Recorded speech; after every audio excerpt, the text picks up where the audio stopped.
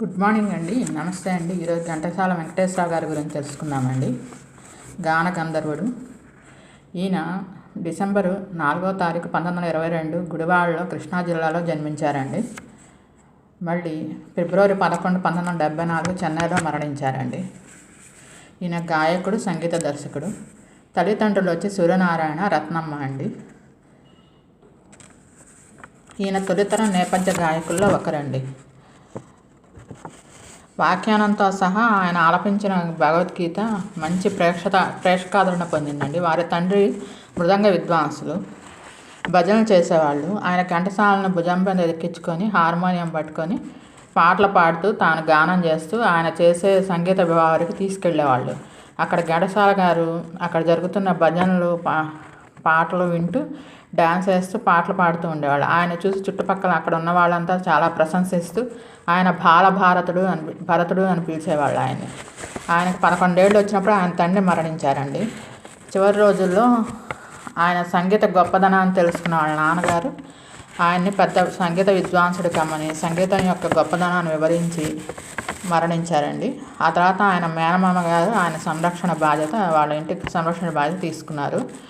మొదట ఆయన సంగీత గురుకుల పాఠశాల చేరారండి. కానీ అక్కడ నచ్చక ఆయన దాంట్లో నుంచి వచ్చేసి సంగీత కచేరీలో డైరెక్ట్గా వెళ్ళి అంటే దాంట్లో ఓడిపోయారు. అందుకని దాంతో ఆయనకు అవమానంగా అనిపించి చాలా పట్టుదలగా ఎట్లయినా సరే తన సంగీతం నేర్చుకోవాలనే ఉద్దేశంతో తన దగ్గర ఉన్న ఉంగరాన్ని అమ్మేసి ఆంధ్రాలో ఉన్న ఏకైక సంగీత పాఠశాల విజయనగరానికి చేరుకున్నారండి. అక్కడ చేరుకునే టైంకి ఆ టైంలో ఎండాకాలం సెలవులండి. ఆ టైంలో ఎలా ఉండాలో అర్థం కాక అక్కడ అందరిళ్ళకి వెళ్ళి భోజనం చేస్తూ వారాల అబ్బాయిగా జీవనం సాగించారు పాటలు పాడుతూ. అక్కడ ఆయన చూసి ఆయన పాటలన్నీ విని అక్కడ ఉన్న పట్టాయన సీతారామ శాస్త్రి గారు ఆయన పిలిచి సంగీతం నేర్పారండి. ఆయన్నే తొలి గురువుగా ఎప్పుడు చెప్పుకుంటారు. ఆయన దగ్గర నేర్చుకుంటూ వారాల అబ్బాయిగా జీవనం సాగించారండి. కళాశాలలో 4 ఏళ్ల కోర్సుని 2 ఏళ్లలో పూర్తి చేసేసి మరి చివరికి తిరిగి మళ్ళీ వాళ్ళ ఇంటికి వచ్చేసారండి. తర్వాత ఆయన స్వాతంత్రోద్యమంలో కూడా క్విట్ ఇండియా ఉద్యమంలో పాల్గొని 2 years జైల్లో ఉన్నారండి. తన మేనకోడలైన సావిత్రి గారిని మొదటి వివాహం చేసుకున్నారండి. వారికి 2 అబ్బాయిలు 3 అమ్మాయిలండి. తర్వాత వారి ఇంటి పక్కన ఉన్న సరళాదేవి గారిని కూడా 2వ వివాహం చేసుకున్నారు. కానీ ఆ విషయము ఆయన పోయేదాకా ఎవరికి తెలియదండి. ఆయనకి 2 వివాహాలు అనే విషయం ఎవరికి తెలియదు. 2వ వివాహం చేసుకున్న ఆవిడకేమో 2 అబ్బాయిలు 1 అమ్మాయి, మొత్తం 4 అబ్బాయిలు 4 అమ్మాయిలండి ఈయనకి మొత్తం. ఆయన పెళ్ళిలో ఆయనకు సొంతంగా గాన కచేరీ చేసుకొని అందరూ ప్రశంసించారండి ఆ గానాన్ని చూసి. ఆ తర్వాత ఇంకా అక్కడే సంగీత కచేరీలు చేస్తూ ఉంటే సముద్రాల గారు ఆయన చూసి మెడ్రాస్ రమ్మని ఆహ్వానించారు. మెడ్రాస్ వెళ్ళారు. ఆ టైంలో ఆయనకి అవకాశాలు ఇస్తాను అని చెప్పి ఈలో మద్రాసులోని రేడియో కేంద్రం ఉంది కానీ దాంట్లో లలిత గీతాలు పాడమని అవకాశం కల్పించారు. దాంట్లో లలిత గీతాలు పాడుతూ చిన్న కచేరీలు చేసుకుంటూ చిన్న సినిమాలో చిన్న వేషాలు వేసుకుంటూ అలా జీవనం సాగించారు. తర్వాత చిత్తూరు నాగయ్య గారు, బిఎన్ రెడ్డి గారు ఆయన పాటలు విని స్వర్గసీమలో మొదటి అవకాశం ఇచ్చారండి. భానుమతి గారి పక్కన పాడారు. చాలా భయపడేవాళ్ళంట ఆవిడ పక్కన పాడటానికి. కానీ ఆయనకి ధైర్యం చెప్పి ఆయన చేత పాటలు పాడించారు. ఆయన పాడిన మొదటి పాటకి ₹116 బహుమతి అందుకున్నారండి. తర్వాత భానుమతి గారు తన సొంత సినిమా రత్నమాల్లో సహాయ సంగీత దర్శకత్వం అవకాశం ఇచ్చారండి. తర్వాత బాలరాజు, మన దేశం అనే సినిమాలకు ఆయన సొంతంగా సంగీత దర్శకత్వం వహించారండి. ఇంకా ఆయన పేరు మారిపోయింది. దాంతో ఇంకా వెనక్కి తిరిగి చూసుకోవాలి. తర్వాత పాతాళ భైరవి అనే సినిమాతో ఘంటసాల పేరు ఆంధ్ర అంతటా మారుమోగిపోయింది. ఆయన ఇంకా అప్పుడు మద్రాసులో సొంత ఇల్లు కొనుక్కొని తన ఫ్యామిలీని షిఫ్ట్ చేశారు. తర్వాత మల్లీశ్వరి, దేవదాసు, అనార్కలి, మాయాబజార్ సూపర్ హిట్స్ అయ్యాయి. శ్రీ వెంకటేశ్వర స్వామి మహత్యంలో శేషశైలవాస శ్రీ వెంకటేశ అనే పాట సొంతంగా తను పాడుతూ ఉండగా అది డైరెక్ట్గా లైవ్ టెలికాస్ట్ చేశారండి సినిమాలో. డైరెక్ట్గా తీసుకొని ఆ పాట ఆయన ఎదురుగా తిరుమల బాలాజీ గారి స్వామి ఎదురుగా పాట పాడితే అది చిత్రీకరణ చేసి ఆ సినిమాలో శ్రీ వెంకటేశ్వర స్వామి మహత్యంలో ఉంటుందండి ఆ పాట. మీరు ఆ సినిమా చూడకపోతే చూడండి, యూట్యూబ్లో ఉంటుంది. చాలా బాగుంటుందండి ఆ సినిమా. ఆ సినిమాలో ఆ పాట ఆయన స్వామివారి సన్నిధిలో పాడారు. 1970 వరకు అన్ని ఘంటసాల గారు పాడిన పాటలే వచ్చేవండి. 1969 నుండి ఆయన ఆరోగ్యం పాడైంది. ఆయనకి షుగర్ అటాక్ అయింది. ఎవరు ఏ మందు ఇస్తే ఆ మందు తాగుతూ ఉండేవాళ్ళు. పద్మశ్రీ అవార్డు అందుకున్నారండి. ఐరోపా, అమెరికాల్లో కూడా ప్రదర్శనలు ఇచ్చారు. 1972లో రవీంద్ర భారతిలో ప్రదర్శన ఇస్తున్నప్పుడు ఆయనకు కొంచెం గుండెల్లో నొప్పి అనిపిస్తే హాస్పిటల్లో జాయిన్ అయ్యారండి. హాస్పిటల్లో జాయిన్ అయినప్పుడు చాలా రోజులు హాస్పిటల్లో ఉండి డిశ్చార్జ్ అయ్యారు. అప్పుడు ఆయనకు భగవద్గీత పాడాలనిపించిందండి. అందుకని అది పూర్తి చేసిన తర్వాత ఇంకా అసలు సినిమాల్లో పాటలు పాడకూడదు అనుకున్నారు. కానీ 1973లో భక్త తుకారాం, జీవన తరంగాలు, దేవుడు చేసిన మనుషులు ఆ సినిమాల్లో పాటలు పాడాయి, చాలా హిట్ అయినాయి. 1974లో ఆయన ఆరోగ్యం పూర్తిగా పాడైందండి, కన్నుమూశారు. ఆ తర్వాత ఆయన ఎప్పుడు ఆయన జోలిలో ఫస్ట్ ముద్ద వేసిన ఆవిడని ఎప్పుడు తలుచుకునేవాళ్ళు. ఏ తల్లి నా జోలిలో ముద్ద వేసిందో, కబళం వేసిందో ఆమె వాత్సల్యపూరితమైన భిక్ష నాకు అష్టైశ్వర్యాలను ప్రసాదించిందని చెప్పని ఎప్పుడు తలుచుకునేవాళ్ళు. ఆయన గురువు గారి కొడుకుని తన సంగీత సహచరులు ఒకరిగా చేసుకుని జీవితకాలం మొత్తం తనకు తోడుగా ఆప్తమిత్రుడిగా ఉంచుకున్నారు. ఆయన ఎందరికో దానధర్మాలు కూడా చేశాడండి. పైకి తీసుకొచ్చిన వాళ్ళని ఎవరిని ఆయన మర్చిపోలేదండి. ఘంటసాల గారు చరిత్ర మీద ఘంటసాల ది గ్రేట్ అనే సినిమా తీశారండి. దాంట్లో గాయకుడు శ్రీ కృష్ణ చైతన్య, ఆయన భార్య మృదులా కలిసి నటించారు. కానీ ఘంటసాల వారి కుటుంబం ఆ సినిమాని వ్యతిరేకించారు. అందుకని ఆ సినిమా రిలీజ్ కాలేదు. సంగీత దర్శకుడుగా ఆయన షావుకారు, పాతాళ భైరవి, మాయాబజార్, గుండమ్మ కథ, లవకుశ, రహస్యం, గుడిగంటలు అనే సినిమాలు సంగీత దర్శకత్వం వహించారండి. ప్రైవేట్ ఆల్బమ్లు వచ్చి కుంతి విలాపం, పుష్ప విలాపం, దేశభక్తి గీతాలు, భగవద్గీత ఆలాపించారు. వారి అమ్మాయి ఘంటసాల గారి జీవిత చరిత్ర మీద నేను ఎరిగిన నాన్నగారు అనే పుస్తకం రాశారండి.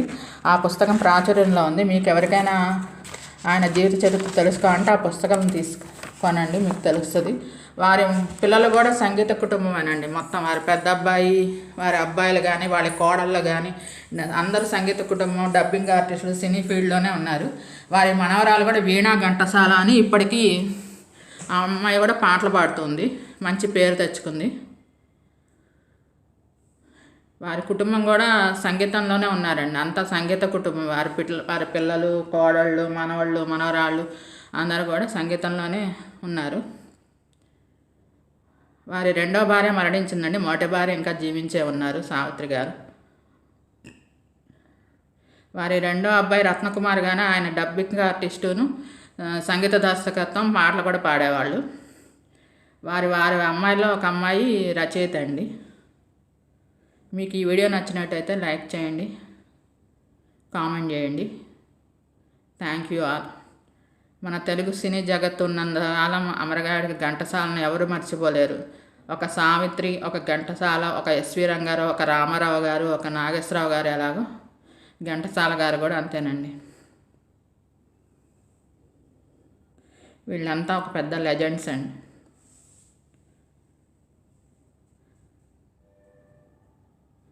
కొన్ని వేల పాటలు పాడారండి.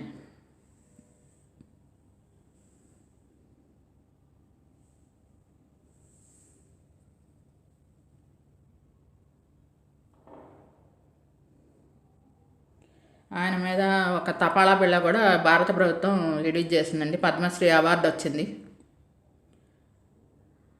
ఆయన విగ్రహాలు ఎక్కడ చూసినా కనిపిస్తూనే ఉంటాయి. మనం ఏ జిల్లాకి వెళ్ళినా కానీ ఎక్కడో చోట విగ్రహాలు ఉన్న చోట ఘంటసాల గారి విగ్రహం తప్పకుండా ఉంటుంది.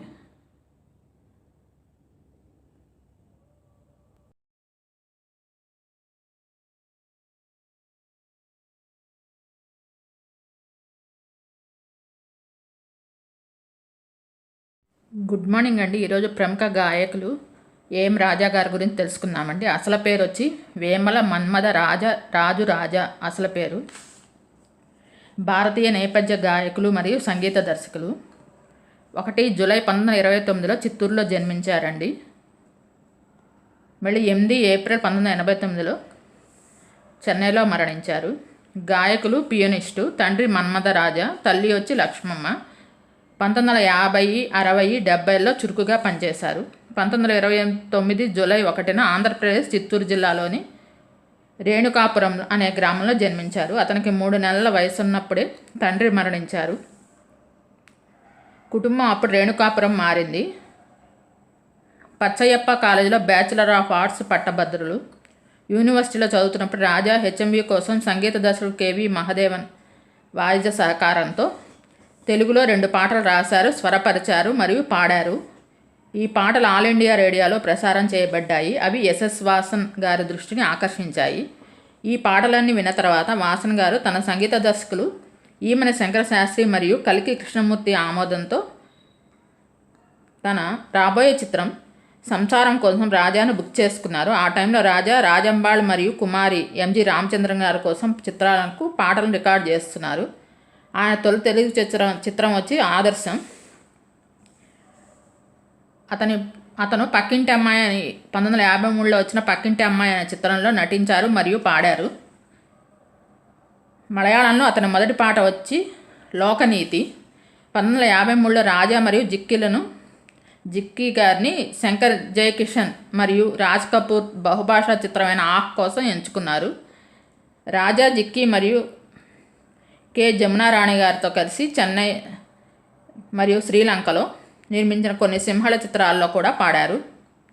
సినిమా ప్రపంచం నుంచి రాజా నిష్క్రమించడం అప్పట్లో వివాదాస్పదమైంది. అతను చాలామంది సంగీత స్వరకర్తలతో విభేదించారు మరియు పనిచేయడం కష్టం అనే ఖ్యాతిని తెచ్చుకున్నారు. అతను ప్రత్యక్షంగా మరియు పాటలను ఎలా కంపోజ్ చేయాలి మరియు పాడాలి అని దాని గురించి తన స్వంతమైన బలమైన అభిప్రాయాలను కలిగి ఉన్నారు. అయినప్పటికీ అతను ఎక్కువ కాలం మలయాళ చిత్రాలకు పాడటం కొనసాగించారు. ముఖ్యంగా రాజాను ఎప్పటికప్పుడు పాడేలా చేయగలిగారు.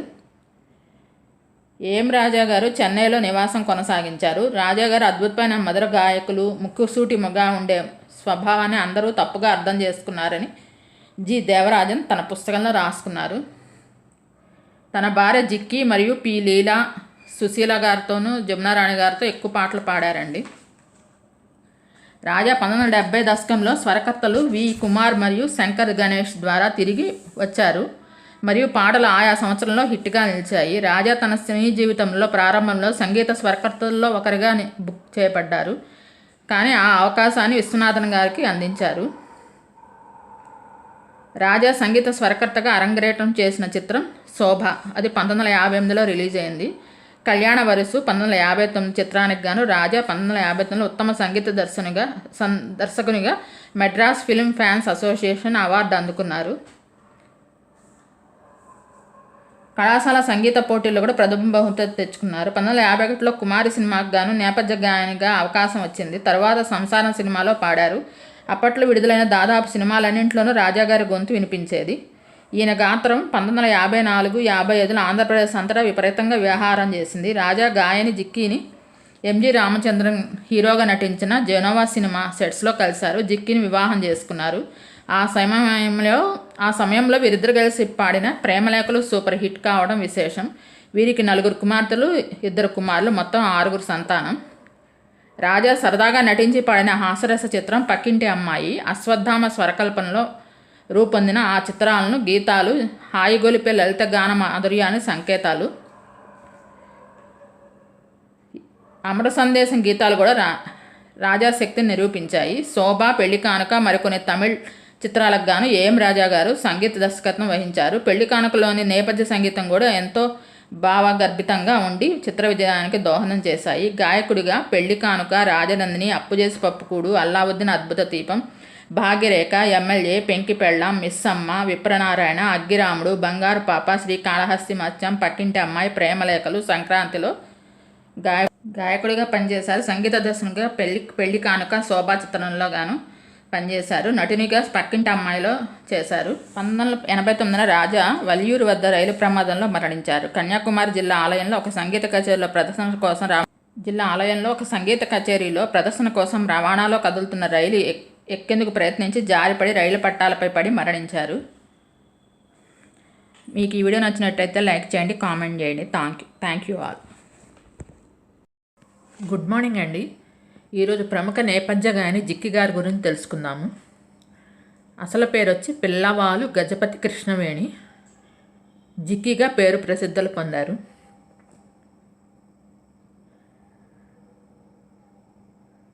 నవంబర్ 1935లో జన్మించారు చెన్నైలో.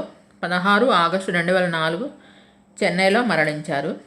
ఆంధ్రప్రదేశ్కు చెందిన ఒక భారతీయ నేపథ్య గాయని.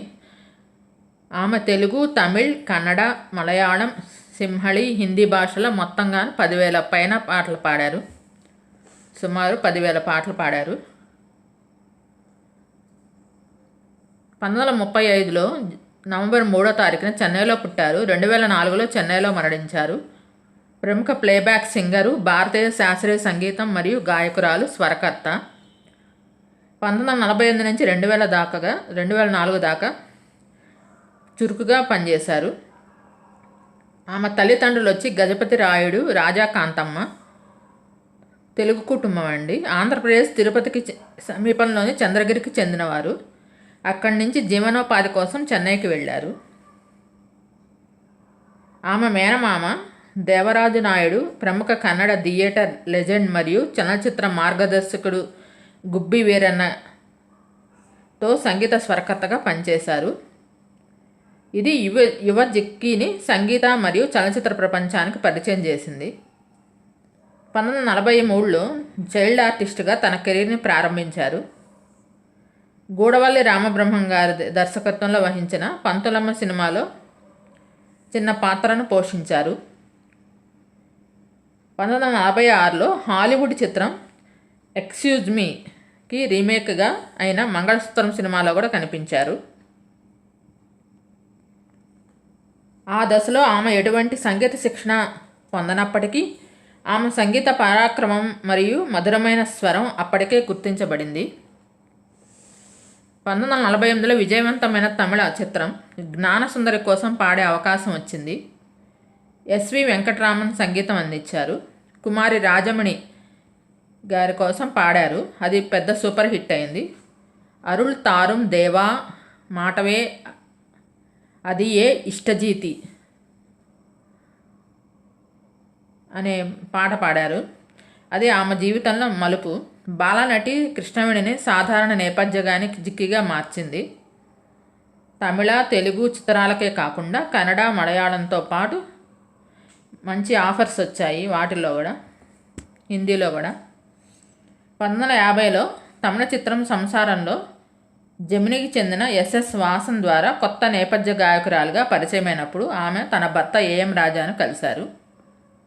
అతను 1952లో తన నిర్మాణంతో ఎంఆర్ సంపత్ కోసం ఆమెను పాడేలా చేయడం ద్వారా ఆమె హిందీ పరిశ్రమకు కూడా పరిచయం అయ్యారు.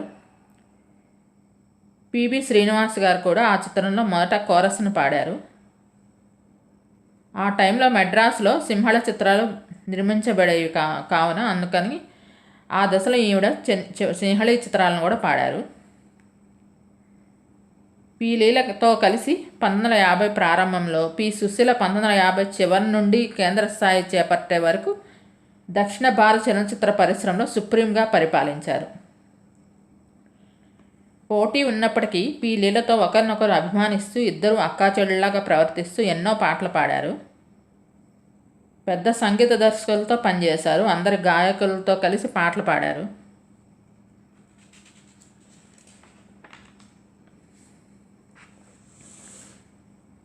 మహిళా గాయని మండలందరితో కూడా కలిసి పనిచేశారు. పి లీల నుంచి కెఎస్ చిత్ర దాకా, ఏఎం రాజా గారి దగ్గర నుంచి మనో దాకా, ఎస్వి వెంకటరామన్ నుండి మణిశర్మ దాకా అందరి సంగీత దర్శకులతో, అందరి గాయకులతో పాటలు పాడారు. ఆమెతో పాడిన గాయకులు MK Tyagaraj Bhagavathar, KR Ramaswamy, P Bhanumathi, S Varalakshmi, JP Chandrababu ఉన్నారు. విజయవంతమైన నేపథ్య గాయకులు మరియు సంగీత దర్శకులు ఏఎం రాజాను వివాహం చేసుకున్నారు. వీరి యుగళ గీతాలు సూపర్ హిట్గా నిలిచాయి. జిక్కి తన భర్తతో కలిసి పాడిన యుగళ గీతాలను ఇప్పటికీ రేడియో స్టేషన్లో ప్లే చేస్తున్నారు. ఏఎం రాజా మరియు జిక్కి యుఎస్ఏ, మలేషియా, సింగపూర్ వంటి ఇతర దేశాల్లో కూడా ప్రత్యేక కార్యక్రమాల్లో పాడారు. వీరికి 6 పిల్లలండి. 4 అమ్మాయిలు, 2 అబ్బాయిలు. ఏం రాజా ట్రైన్ ఎక్కుతుండగా జారి పట్టాల మధ్యలో పడిపోవటంతో మరణించారు. 1989లో కన్యాకుమారిలోని ఒక దేవాలయంలో కచేరీ చేయడానికి వెళ్తుండగా ఈ ప్రమాదం జరిగింది. భర్త మరణంతో కొంతకాలం జిక్కి పాటలు పాడడం మానేశారు. రిటైర్మెంట్ నుంచి బయటకి వచ్చి ఇళయరాజా గారి కోసం పాటలు పాడారు. తన 2 కొడుకులతో సంగీత బృందాన్ని కూడా ప్రారంభించారు. వారితో USA, మలేషియా, సింగపూర్లో ప్రదర్శనలు ఇచ్చారు. ఒకేసారి ఒక తమిళ సినిమా కోసం 5 పాటలు పాడారు. ఒకేసారి 5 పాటల కోసం పాడే అవకాశం ఇచ్చినందున తన పారితోషికం తగ్గించుకోమని నిర్మాతను కోరారు. అది ఆమెకు పాడటం పట్ల ఉండే అంకిత భావం. క్యాన్సర్ వ్యాధితో చికిత్స పొందుతూ 16 ఆగస్టు 2004 చెన్నైలో మరణించారు. మెడ్రాస్ తెలుగు అకాడమీ ఉగాది పురస్కారాలతో సత్కరించింది. తమిళనాడు ప్రభుత్వం కలైమామణి బిరుదుతో సన్మానించింది. జిక్కి మొత్తం 98 తెలుగు పాటలు, తెలుగు సినిమాల్లో 71 తమిళ సినిమాల్లో పాటలు పాడారు. జిక్కి గారు పాడిన పాటల చిత్రాలు వచ్చి శ్రీ లక్ష్మమ్మ కథ, పల్లెటూరి పిల్ల, షావుకారు, సంసారం, పాతాళ భైరవి, నవ్వితే నవరత్నాలు, ధర్మదేవత, పల్లెటూరు, ప్రేమలేఖలు, బ్రతుకు తెరువు, దేవదాసు, పరదేశి, ప్రతిజ్ఞ, రేచుక్క, తోడు దొంగలు, దొంగరాముడు, రోజులు మారాయి, అనార్కలి, అర్ధాంగి, చిరంజీవులు, బలేరాముడు, ఇదే నిజం, జయం మనదే, కనకతార, పెంకి పెళ్ళాం, సువర్ణ సుందరి, మాయాబజార్, బలేబావ, పాండురంగ మహత్యం, సారంగధర, తోడికోడళ్ళు, చెంచులక్ష్మి, మాంగళ్యబలం, కృష్ణలీలలు, రాజమకుటం, పెళ్లి కానుక, కృష్ణప్రేమ, సహస్ర చిరచ్ఛేద, అపూర్వ చింతామణి, శాంతినివాసం, శ్రీ వెంకటేశ్వర మహత్యం, శ్రీ సీతారామ కళ్యాణం, బాటసారి, సభాష్ రాజా, భీష్ముడు, గులే బకావళి కథ, శ్రీ సంపదలు, తిరుపతమ్మ కథ, లవకుశ, సంపూర్ణ రామాయణం, శ్రీమంతుడు, ఆదిత్య 369లో జానవులే అనే పాట పాడారు. సీతారామయ్య గారి మనవరాలు వెలుగు రేఖల వారు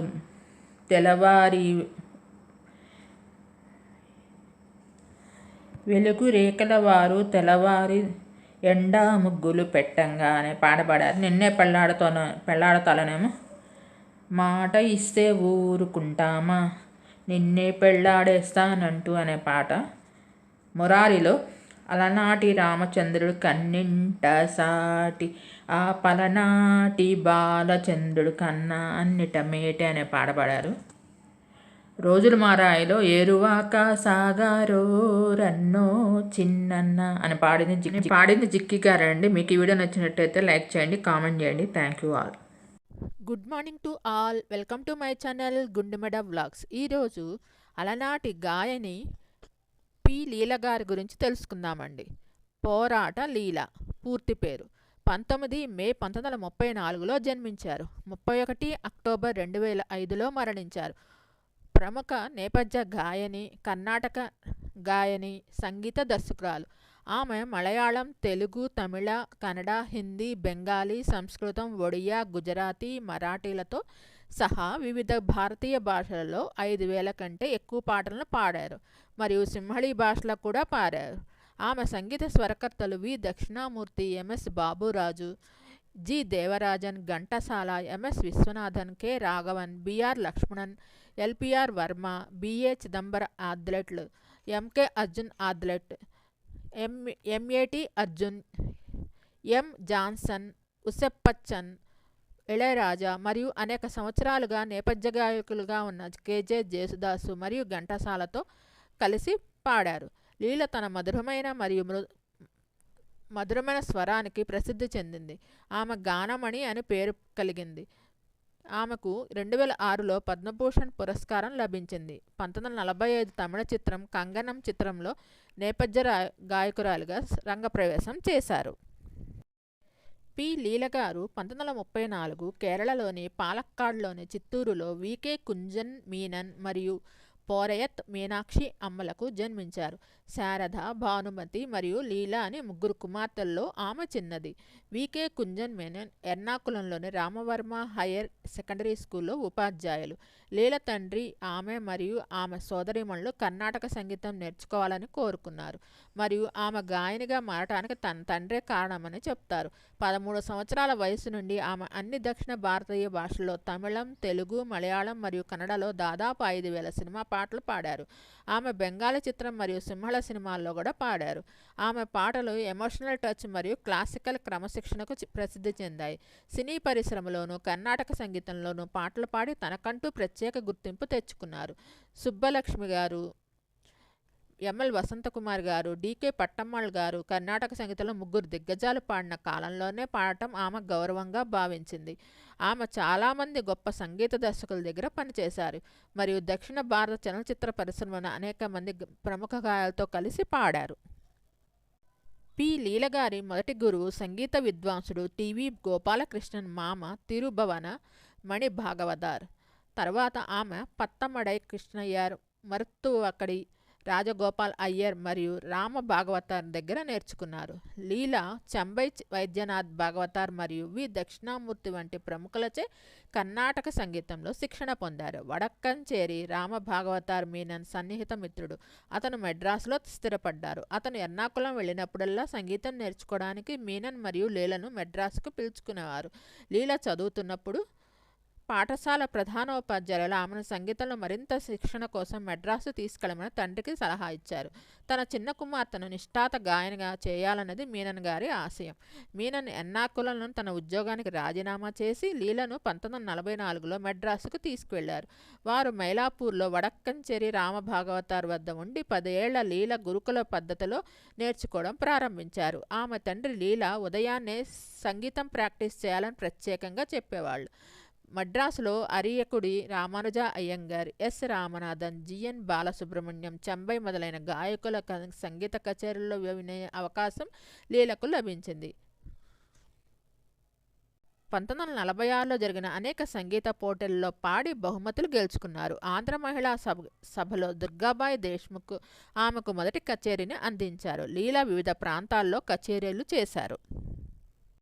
మెడ్రాసులో అడుగుపెట్టినప్పుడు ఆమెకు తమిళం, తెలుగు రాదు. ఆమె మలయాళంలో పాటను వ్రాసి వాటిని పరిపూర్ణంగా సాధన చేసి ప్లేబ్యాక్ సింగర్గా కెరీర్ ప్రారంభించిన తర్వాత ఆమె ట్యూటర్లను ఏర్పాటు చేసి ఇతర భాషలు నేర్చుకున్నారు. 1948లో ఒక తమిళ సినిమా కోసం పాడటానికి ఆమెకు మొదటి ఆఫర్ వచ్చింది. ఆమె తండ్రి మొదట్లో విముఖత చూపినప్పటికీ తర్వాత అంగీకరించడంతో కంగనం సినిమాతో ప్లేబ్యాక్ సింగర్గా తెరంగేట్రం చేశారు లీల గారు. ఆమె తన మొదటి పాట శ్రీవరలక్ష్మి ఆమె కేవలం 13 సంవత్సరాల వయసులో పాడారు. సిహెచ్ పద్మనాభ శాస్త్రి ఈ చిత్రానికి సంగీత దర్శకులు. ఈ సినిమాలో హీరోయిన్ కోసం ఆమె అన్ని పాటలు పాడారు. కంగనంలో ఆమె అరంగేట్రం తర్వాత 2 దశాబ్దాల మరియు అంతకంటే ఎక్కువ కాలం పాటు ఆమె దక్షిణ భారత చలనచిత్రంలో అత్యంత ప్రజాదరణ చెందిన నేపథ్య గాయనిగా కొనసాగారు. 1948లో ఆమె మలయాళ చిత్రం నిర్మల కోసం పాదుకా పూంకలై పాడింది. అయితే 1938లో బాలన్ సౌండ్ ట్రాక్తో కూడిన మొదటి మలయాళ టాకీ సేలంలోని మోడర్న్ థియేటర్స్ కోసం టిఆర్ సుందరం, ఎస్. నొట్టాని దర్శకుడిగా బాలన్ నిర్మించారు. 1949లో లీల గారు 3 చిత్రాల్లో పాడటం ద్వారా తెలుగు సినీ రంగ ప్రవేశం చేశారు. మన దేశం, కీలుగుర్రం మరియు గుణసుందరి కథలో గాయకుడు మరియు సంగీత దర్శకులు అయిన ఘంటసాల గారితో అత్యధిక పాటలు ఆయనతోనే పాడారు. మన దేశంలోని లీలను పరిచయం చేశారు. గుణసుందరి కథ చిత్రంలో కథానాయక కోసం ఆమె అన్ని పాటలు పాడారు. 1950 దశకంలో లీల దక్షిణ భారత భాషలన్నిటిలోనూ పాటలు పాడుతూ బిజీగా ఉండేవారు. విజయ ప్రొడక్షన్ తొలి సినిమా షావుకారు బాక్సాఫీస్ వద్ద పెద్దగా రాణించలేదు. ఆమె మిస్సమ్మ తమిళ మిస్సియమ్మలో కూడా పాడారు. చిత్రంలో పాడింది మరియు 1968లో చిన్నారి పాపలు తెలుగులో ఈ చిత్రానికి సంగీత దర్శకురాలుగా కూడా పనిచేశారు. ఈ చిత్రాన్ని ప్రత్యేకంగా మహిళలతో నిర్మించారు. లవకుశ 1963లో చిత్రంలో ఆమె పి. సుశీలతో కలిసి 8 పాటలు పాడారు. పి. లీల గారు ఒక లాయర్ని వివాహం చేసుకున్నారు. కానీ వివాహం విజయవంతం కాలేదు. ఆమె తర్వాతి సంవత్సరాల్లో లీల శాస్త్రీయ సంగీత కచేరీలు మరియు తేలికపాటి సంగీత కార్యక్రమాలను అందించడంలో బిజీగా ఉన్నారు. 2006లో ఆమె చేసిన సేవలకు మరణానంతరం ఆమెకు పద్మభూషణ్ అవార్డు లభించింది. తమిళనాడు రాష్ట్ర ప్రభుత్వం 1992లో కలైమామణి అవార్డుతో సత్కరించారు. కేరళ రాష్ట్ర ప్రభుత్వం 1969లో ఉత్తమ నేపథ్య గాయని అవార్డును అందించారు. పి. లీల గారికి గానమణి, గానకోకిల, కళారత్నం, గానవర్షిణి వంటి అనేక బిరుదులు కలవు. లీల గారు తన ఇంటిలోని బాత్రూంలో పడిపోవడం వల్ల తీవ్ర గాయాల పాలై సెప్టెంబర్ చివరిలో ఆసుపత్రిలో చేరారు. ఆమెకు శస్త్రచికిత్స చేసినప్పటికీ న్యూమోనియా కారణంగా ఆమె పరిస్థితి అకస్మాత్తుగా మరింత దిగజారింది. బహుశా ఆమె చాలా కాలం పాటు ఆస్మాతో బాధపడుతూ ఉండవచ్చు. ఆమె చనిపోయి ఒక రోజు ముందు ఆమె తీవ్ర కోమాలోకి వెళ్లారు. అలా అక్టోబర్ 31, 2005న 71 ఏళ్ల వయసులో మరణించారు. మీకు ఈ వీడియో నచ్చినట్లయితే లైక్ చేయండి, కామెంట్ చేయండి. Thank you all. Please subscribe and support my channel గుండెమడ vlogs. Thank you for watching my videos.